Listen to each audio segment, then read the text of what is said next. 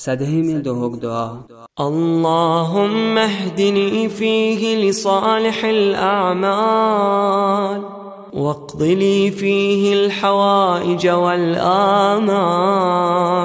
يا من لا يحتاج إلى التفسير والسؤال، يا عالما بما في صدور العالمين، صل على محمد وآله الطاهرين.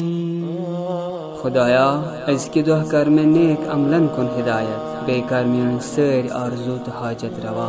ایسو خدا یمس کو نہ تفسیر کرنک حاجت چھو نہ دعا کرنک. ایسو خدا یمس تمام عالمن منصور سرن ترازن زانان. صلوات الدرود سوز محمد مصطفى صلى الله عليه وآله وسلم بيت سن الآل باكن.